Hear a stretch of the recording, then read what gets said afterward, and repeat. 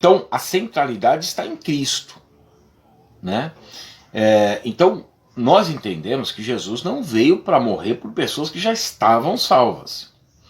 Porque senão essa majestade, essa grandiosidade da sua encarnação fica secundária. Ele veio para morrer por quem já estava salvo. Tanto que o próprio Paulo em Efésios 1,13, em Efésios 1,4, ele apenas mostra que pessoas que creram foram eleitas e entraram na eleição que está em Cristo. Ele é antes de todas as coisas. Então a eleição está nele, né? Tanto que no versículo 13 de Efésios 1, ele fala, assim também vós, depois que ouvistes a palavra da verdade, o evangelho da vossa salvação, tendo também nele crido. Então, só a partir daí, fostes selados com o Espírito Santo da promessa, que é a regeneração.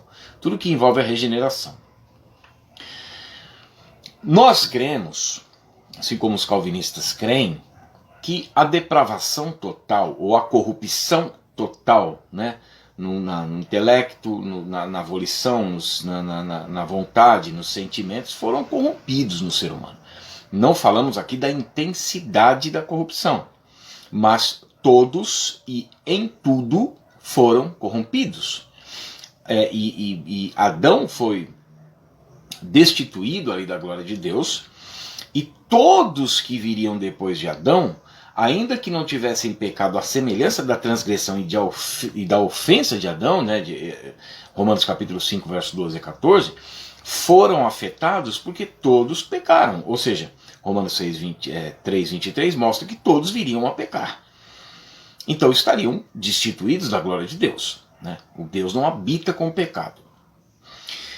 Esse pecado ele é decorrente do juízo de condenação, né? Deus estipula a obediência sob juízo de condenação. No dia em que dela comer, certamente morrerá. Quando eles desobedecem, em Gênesis 2, 16, 17, houve a ofensa. Essa ofensa trouxe juízo de condenação sobre todos. Romanos 5, 18, que é o texto que eu quero usar para mostrar que Paulo ele não faz essa distinção.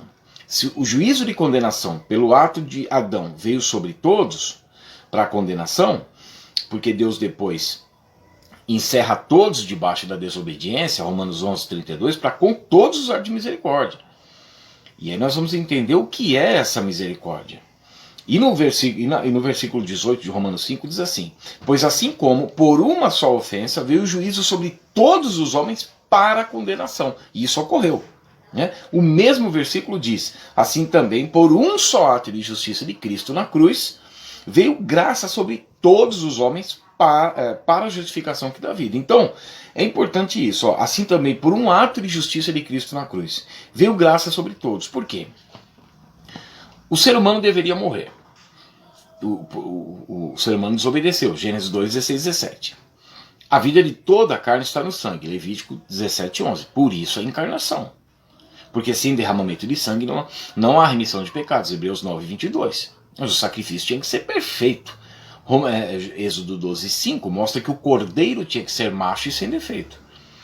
Por isso, a Bíblia diz em Filipenses capítulo 2, versos 5 a 9, que o próprio Deus encarna e é reconhecido em figura humana. Para quê? Romanos 8, 3, em seu próprio corpo físico, Deus condena o pecado, a ofensa de Adão. O que é essa ofensa sendo condenada no corpo físico de Cristo? Nós vamos lá para João 1, 29, quando diz que eis o Cordeiro de Deus que tira o pecado do mundo. O que significa isso? Graça. Por quê? Porque a justiça de Deus foi saciada. Olha, assim também por um ato de justiça. Qual é o ato de justiça? A justiça de Deus sendo saciada. Romanos 1, 17. Porque no Evangelho se revela a justiça de Deus. O salário do pecado é a morte. Então, o próprio Deus encarnado sofre essa penalidade. A justiça é saciada. E aí vem o Evangelho, revelada no Evangelho. Isso é graça para a justificação que dá vida. Por quê? A primeira ação do ato de Cristo na cruz foi reconciliar Deus com a sua própria condenação, porque ele veio em carne. O ser humano deveria morrer, então ele vem em carne e sofre a penalidade do ser humano. Por isso que em 2 Coríntios 5,19 mostra que Cristo na cruz estava reconciliando Deus consigo mesmo, né? Todas as coisas nos céus e na terra, Colossenses 1,20. E aí isso mostra isso daqui. Ele não iria imputar aos homens as transgressões deles. Por quê?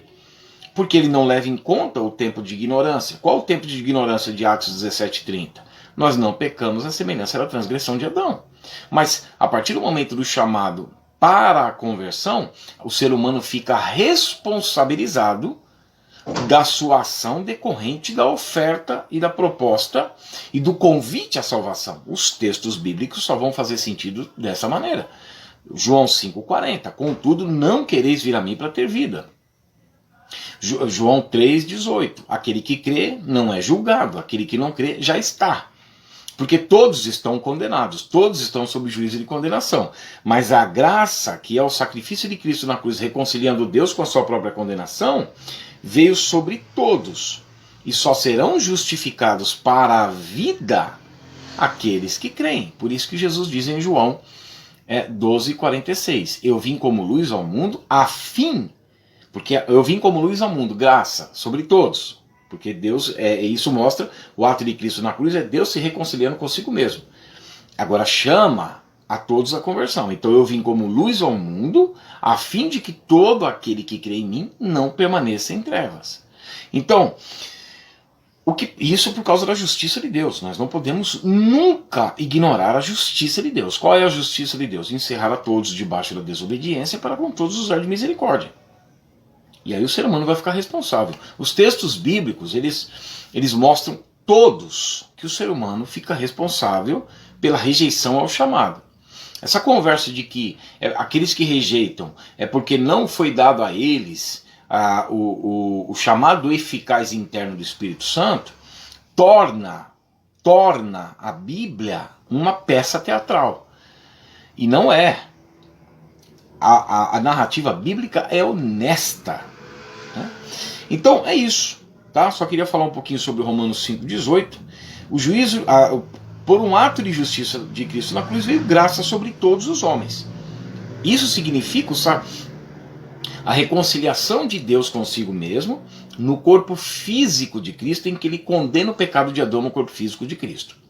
Agora, a justiça, ou seja, Deus estipula a fé para a justificação que dá vida.